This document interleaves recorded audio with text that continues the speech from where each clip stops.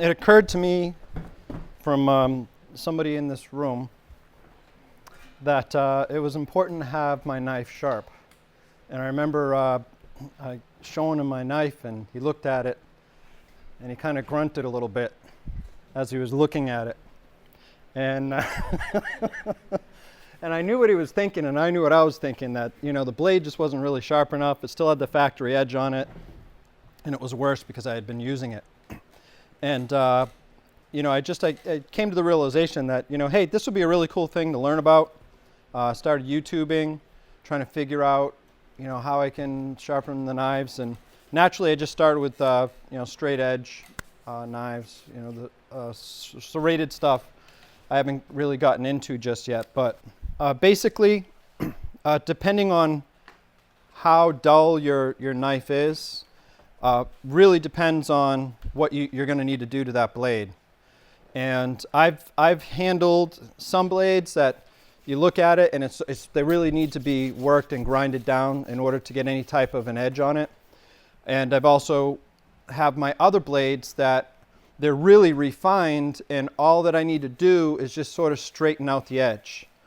And because that's ultimately, when you have a buffed and polished edge on a knife, that's really what you're doing. You're just straightening out the blade at that point. Because this really just needs to be buffed out. This the bevel of the knife. So when you look at, you know, here's where you're sharpening on the bevel of the knife. You don't want it up like this.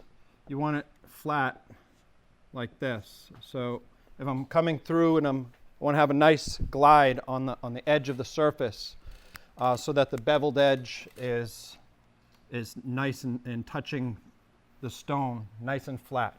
And the way that you kind of have to do this, you're almost like rocking the knife in order to make sure that it's right on the edge. So you can see where it connects right with the stone. If you don't do that and you're not paying attention to the bevel and making sure that it's flat, then you're going to get a rounded edge on your knife, and you're not actually going to be sharpening it. You're going to be like taking away from your knife. And one of the knives in the beginning, when I first started doing it, I did that too, for a couple of reasons, and I'll share that in a moment. But my wife, Delia, for Christmas, she knew I was getting into knife sharpening, and I was like looking all over the place for different knife sharpenings. The first one I started with was this Lansky, and it's got different types of rods in here, and they're different coarse, different. You know, some of them are a little coarser than the other, but one is porcelain, and the other is, I'm not really sure what it is, but basically this is coarser and this is porcelain, and it also has 20 degree and 25 degree angles, so I can, depending on the knife and the bevel of the knife, I can choose what angle that I want. The way that this Lansky works is very simple. You just lay it down, and you come straight down and pull towards you like this. So you're just coming and going straight down. I can do it on both sides like this. And really, this is just for refining an edge that you already have made. If you're starting with a knife that really is not sharp, I wouldn't recommend this. I'd probably go to the more coarse, or depending on how dull that blade is, I might need to spend a little bit more time on a stone that has more grit to it, so I can kind of make an edge, a better edge on it. So introducing, you know, this system here is the Norton, system. I don't know if anybody's heard of them. Yeah, that's another reason why I liked it. Local, yeah. And so I got into the Norton system, and it's just a water stone. And there are different types of stones. You can go water stone, or you can go with oil stones. And I have an example of that here too. Actually, I think I left the actual oil stone at home, but I brought the oil with me, but you can get an oil stone. I used that for my axe once. And they have different grits. This stone here is a 220 and this is 220 here and 1,000 grit. And what that means, 220 is the grittiest. It's the one that I want to start with if I've really got a dull blade. Okay? And once I've got the blade where I want it on this grit, I flip it over and I begin to work on the 1,000 grit. And the way that it processes is when I'm done with 1,000 and it looks good, the blade's probably getting nice and sharp on the 1,000. Some people will just stop at the 1,000 and say, that's good. That's good right there. This 1,000 is all sharp that I need. But the system that I got, I was very interested in going a little bit further with it. And I got this one that came with it. And this one here is the 4,000, 8,000 grit. And the white up here is the 4,000, and it doesn't look yellow here, but I left this on purpose so that I could show you how to flatten it. But the 8,000 grit really, it's like makes it look like a samurai knife. It gives it this really shiny blade. You can go to 10,000 grit as well, or even further. I hear the 10,000 grit, you can actually see yourself, like a mirror on it. I don't know that you'd get that on the 8,000 grit, but it really is a really nice shine to it. And I like how it turns out with this system. But I wanted to just give you a quick idea of what I do to get prepped for it. 15 minutes with these stones. The cost of this was like what, $220, $230, $300. So $300 something for this whole set. You don't want to make the mistake with this is a flattening stone. You want your entire surface to be flat, because you actually will wear like divots into it as you're working the blade. So you won't realize it, but over time they'll be there.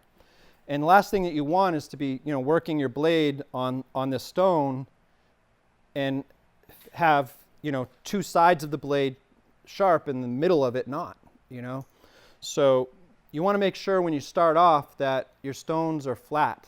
So this is a flattening stone, and it's much more coarse, and they've cut ridges in it. It's almost like it cuts in, very gently. It like cuts into the stone and flattens it all out. The way that you can tell that it's flat is you just take a pencil and you draw a grid.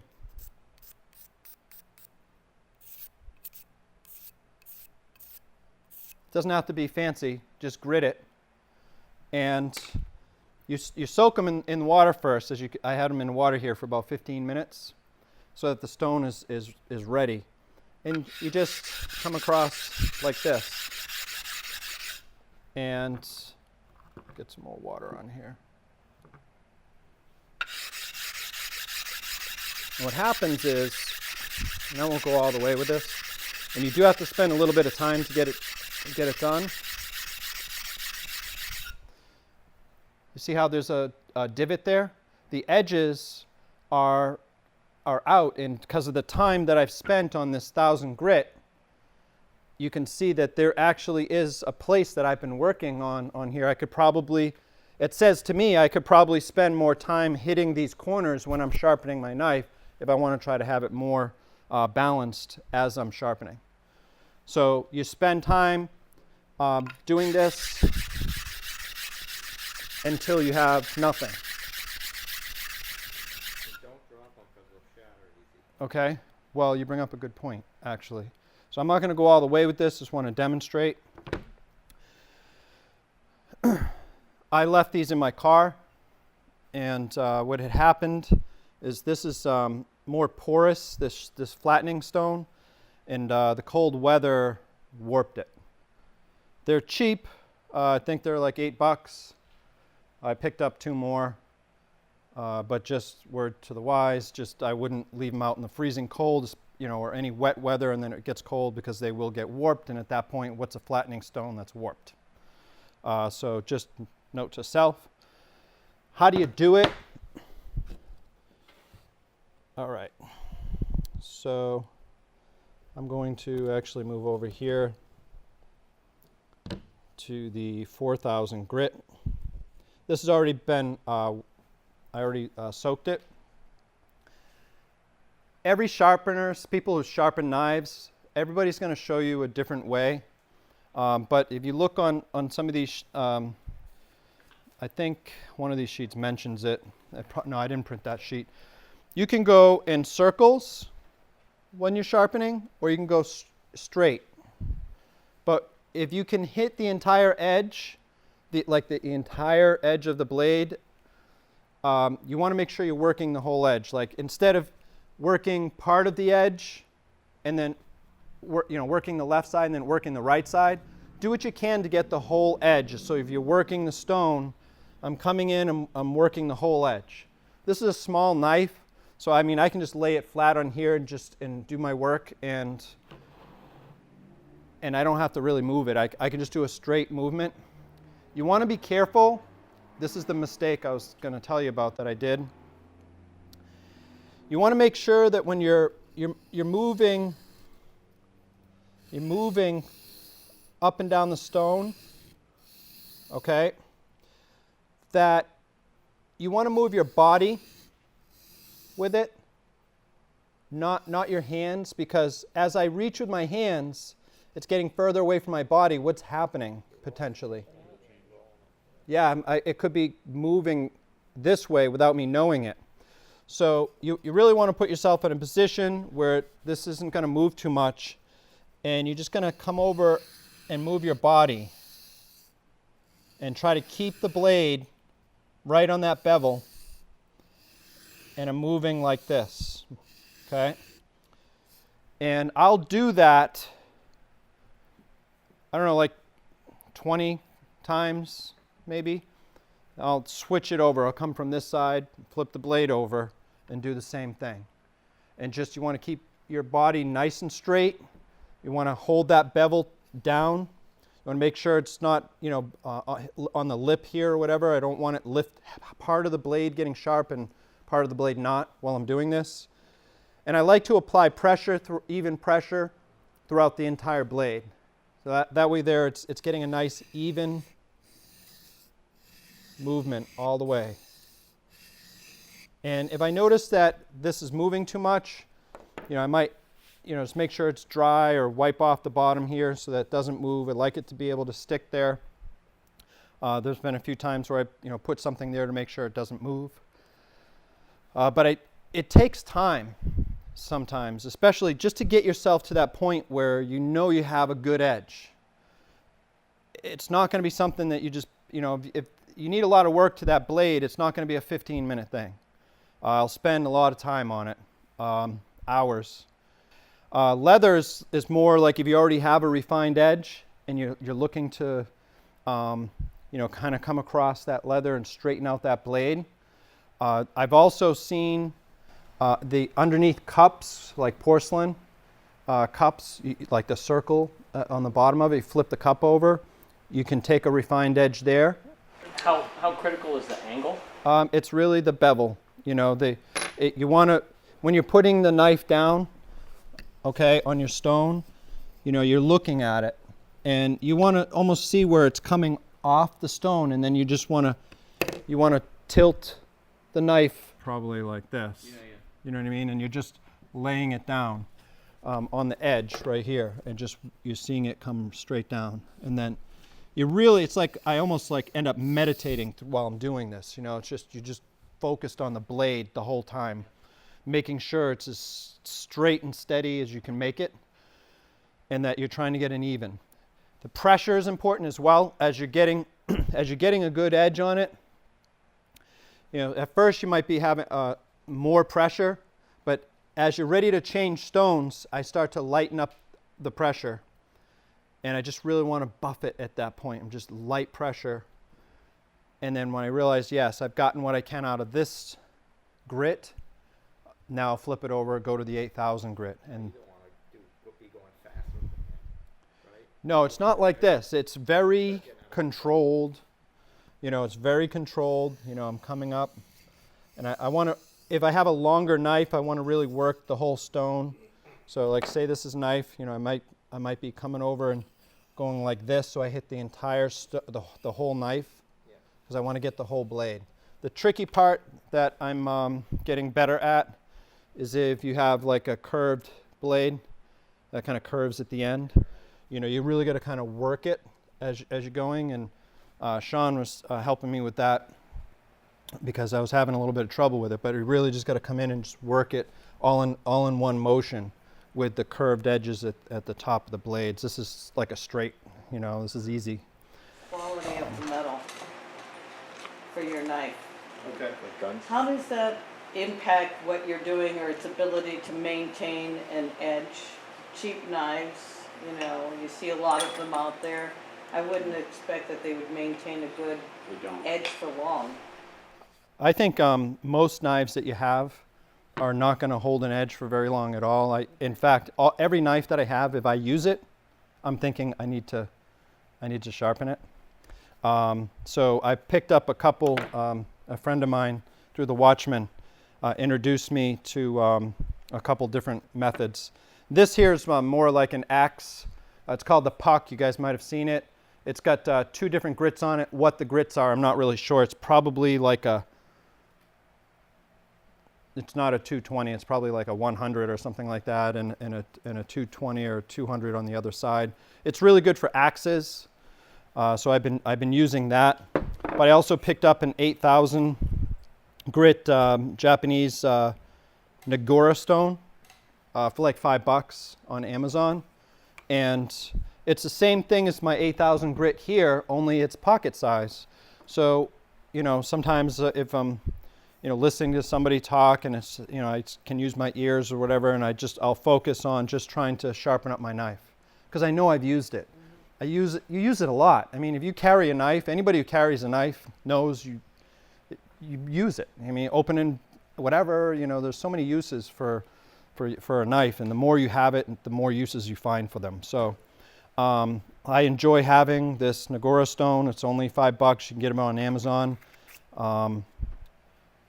Granted, it's like got Japanese writing on it, but it works, and I've been enjoying that as well. I can just really hone in. Again, you can do, I've seen different methods. I've seen some people take the stone and do one of these things with the stone, like this. I've seen, like myself personally, I like to kind of hold it and just kind of work the stone like this, like going straight up and straight back, watching how the edge is on the edge of the stone. So the two methods are straight forward and back or circular. All right, and those are the two methods that I've seen that people use. Every time I go to like we were at a gun show, and of course they had knives there. So I was talking to the guy there. I'm like, how do you sharpen? He's like, everybody sharpens different. You know, it's whatever works for you. You spend the time. You end up learning, you know, how it works for you. But I'd say the basic movements are straight forward, straight back. All right. Some people say they put less pressure when they're going forward and more pressure going back. But I've heard it the other way around. I've heard more pressure going forward and less going back. So it's whatever works. You know, as long as you keep that bevel, you know, and you're not rocking, then you should be okay. When you do like your 20 strokes on there on one side, do you get that burr? Do you get a burr that rolls over, or no? Oh, you bring up a good point. There is sometimes a burr that'll come. You know, as you're sharpening, there'll be a little bit of a burr on the edge. A burr is just like it kind of rolls on the tip. That can go away by going lighter, and it will just slowly go away. And it also, when I flip the blade, it goes away when I'm working that as well. I find I don't always see that happening, but it has happened on a few of the blades where I notice there is a burr. Maybe it's because I spend too much time on that side or not, but I take however much time I need, so it's not just 20. You know, it might be 20 minutes of going back and forth. It could be 10 minutes. But when I feel that it's time to move on to the next stone, the next grit, I'll flip it over and do the next side. Do you actually feel sort of the friction change? Like as you're nearing the capability of that stone, do you start to feel it feels different? I feel it on the edge with my fingers, and getting to know, what I can get from that grit. So just in working it, and I see, okay, yeah, it's getting a nice edge, and I go back and forth. I'm like, it's not getting any better, it's not getting any better. It's about the same. Then I know I need to increase the grit on it and go a little bit further, and it just gets to the point where it's just I could just shave like nothing. Do you have a personal preference between oil, water, dry, or any combination in between? No preference. I have one oil stone that has same thing, 2 grits, and I was using that for my axe, and it was a gift from my uncle, and the thing was chipped and everything, and it just really helped me out. But you can buy the Norton oil in the can. You just squirt some on it, make sure it's all absorbed in. Yeah, and once it's absorbed, doing the same thing. I'm working it. I like the water better if I were to make a preference, because oil is oil. So I'd rather deal with cleaning up water than dealing with oil stains. But I don't mind using the oil either. So if you are, packing a bug out bag or something like that, and you want to throw something in there, you want to throw like a stone in there, on the scale of like the 220 to the 10,000, what would you recommend for a good medium grit? If you could only have 1 grit or maybe even 2, like what would you recommend? I probably personally would, if I could only have one, I would have the 1,000 grit.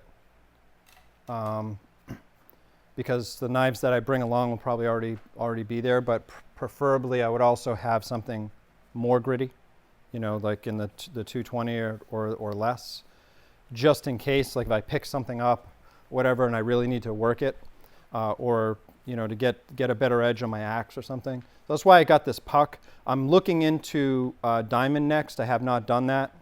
Some of my friends are into that, and I just picked up a knife with the D2.